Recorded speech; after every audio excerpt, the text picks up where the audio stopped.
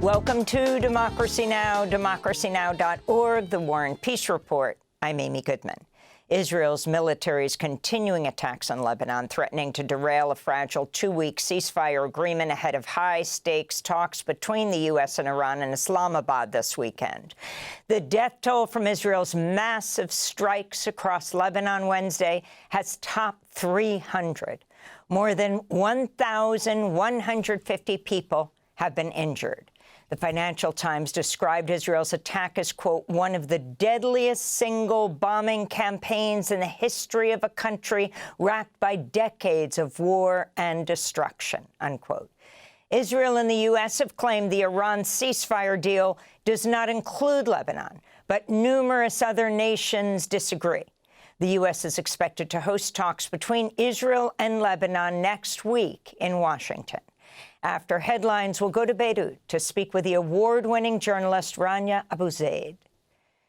Iranian officials have warned the United States not to allow Israeli Prime Minister Benjamin Netanyahu to derail the two-week regional ceasefire by continuing attacks on Lebanon. On Thursday, Iran's Foreign Minister Abbas Araghchi wrote on social media, quote, if the U.S. wishes to crater its economy by letting Netanyahu kill diplomacy, that would ultimately be its choice. We think that would be dumb, but are prepared for it, unquote. Araghchi's language mirrors language used by Vice President J.D. Vance, warning Iran not to let the ceasefire fall apart over Lebanon. Vance is heading to Pakistan today for high-level talks with Iran in Islamabad. He'll join U.S. envoys Steve Witkoff and Trump's son-in-law Jared Kushner, who previously held negotiations with Iran that were derailed twice when the U.S. and Israel began bombing Iran. House Republicans have rejected an effort by Democrats to force a vote on resolution to limit President Trump's ability to wage war in Iran. On Thursday, with most of Congress still on recess, Maryland Democratic Congressmember Glenn Ivey rose to speak during a pro forma session where he asked to pass an Iran war powers resolution by unanimous consent. But Republican Speaker pro tempore Chris Smith quickly gavelled the session to a close without allowing Ivey to speak. Pursuant to Clause 13 of Rule 1, the House stays adjourned until 2:30 p.m. on Monday, April 13th, 2026.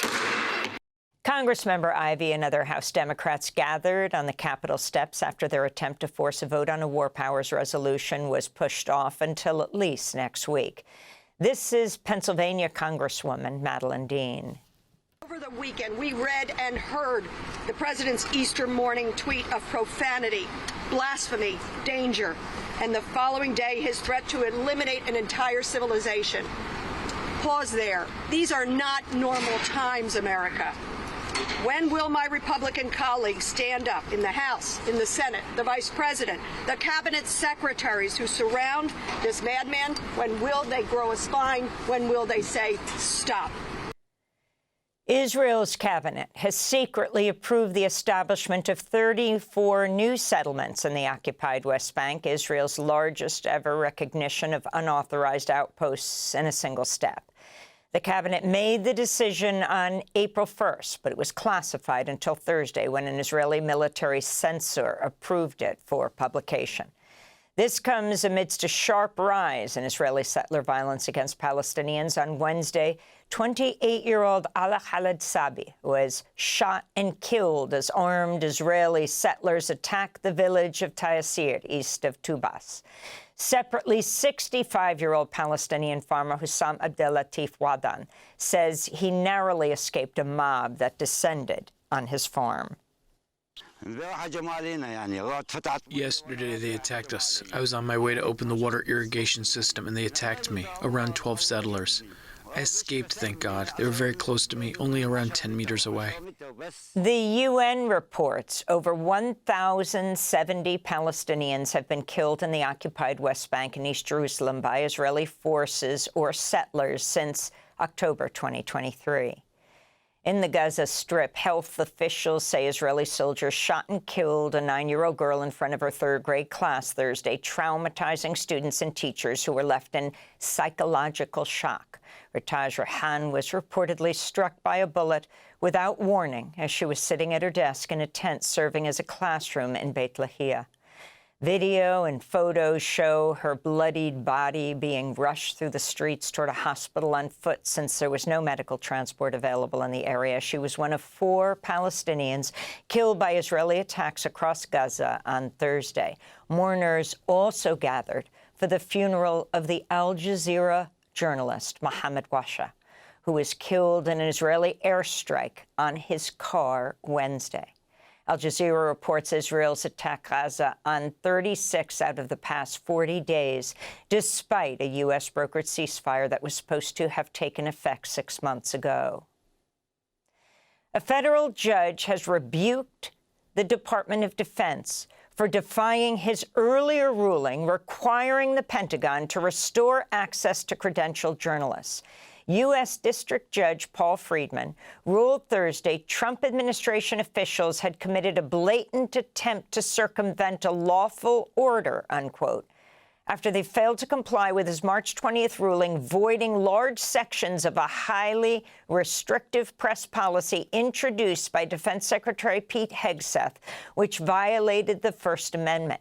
In October, dozens of reporters turned in their government-issued press badges rather than agree to the rules, which state that news outlets cannot obtain any information that the Pentagon does not explicitly authorize.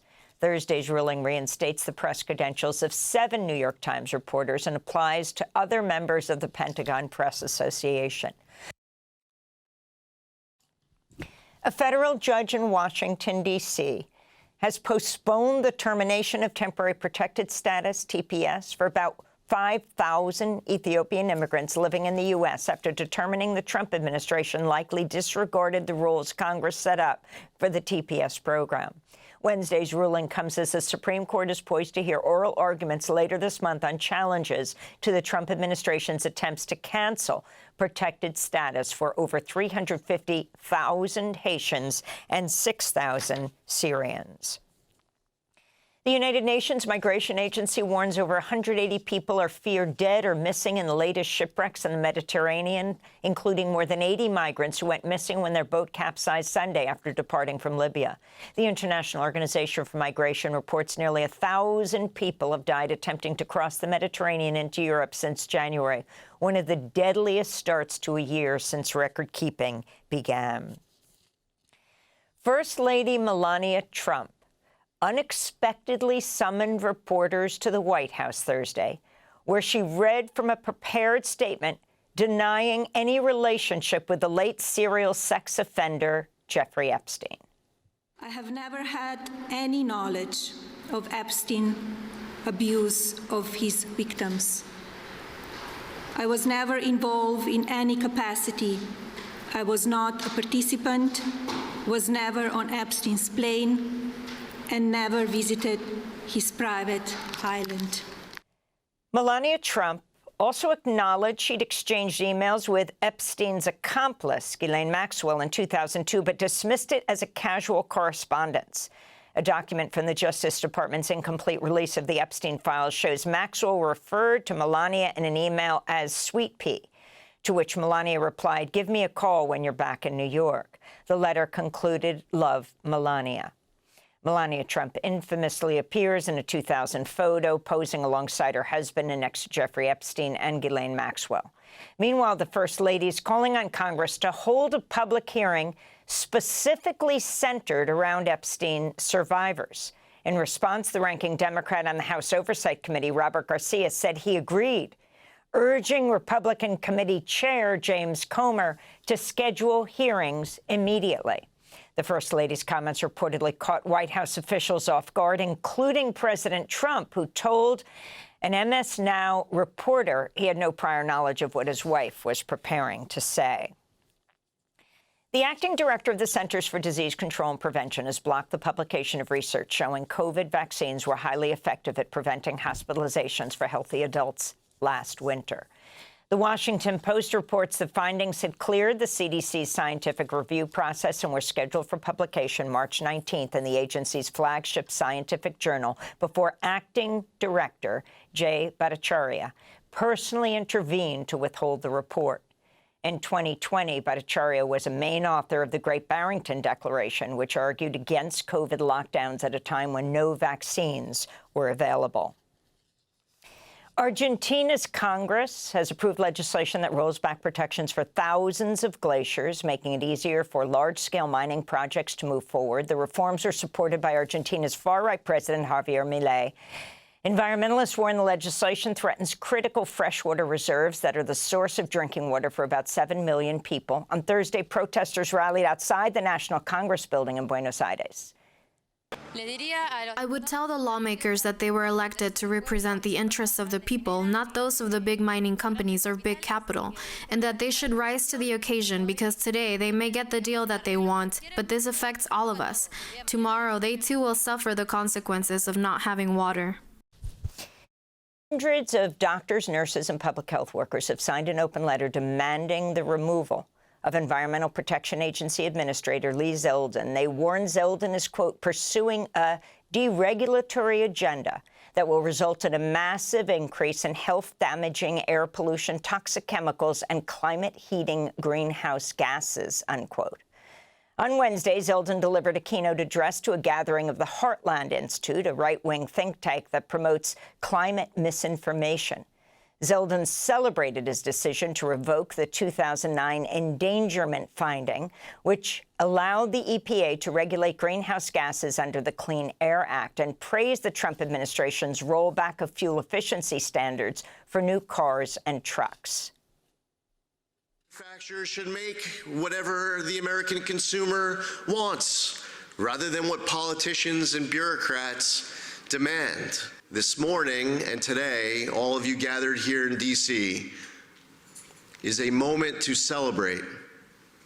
It is a day to celebrate vindication. Zeldin's comments came as NOAA, the National Oceanic and Atmospheric Administration, confirmed last month was the hottest March on record for the contiguous United States, with temperatures more than 9 degrees Fahrenheit above the 20th century average. The finding comes as forecasters warn a strong El Niño is likely to exacerbate global heating from human activity, which could make this year surpass 2024 as the hottest year on record. Sources say Zeldin is being rumored to be under consideration to replace Pam Bondi as Attorney General. And Chinese President Xi Jinping has met with the chair of Taiwan's main opposition party in a landmark meeting, the first of its kind in a decade. Speaking from the Great Hall of the People in Beijing, President Xi declared China will absolutely not tolerate independence for Taiwan and called for the island's reunification with the People's Republic of China. Cheng Li-wen, who leads Taiwan's KMT party, replied that the Taiwan Strait should no longer be a flashpoint for a potential conflict and warned against external interference, an apparent reference to U.S. and Japanese support for Taiwan. Cheng has called her 6-day visit to mainland China a journey of peace. It comes as Taiwan's opposition-controlled parliament has stalled a proposed $40 billion increase in military spending. This is Cheng Li-wen. What should be flying in the sky are birds, not missiles, and what should be swimming in the sea are fish, not warships. Human technology should be used to seek well-being for humanity and for the Earth. Human technology should not be for mutual slaughter or for the destruction of ecosystems. And those are some of the headlines. This is Democracy Now!, democracynow.org, The War and Peace Report. I'm Amy Goodman. Thanks for watching Democracy Now! On YouTube. Subscribe to the channel and turn on notifications to make sure you never miss a video. And for more of our audience-supported journalism, go to democracynow.org, where you can download our news app, sign up for our newsletter, subscribe to the daily podcast, and so much more.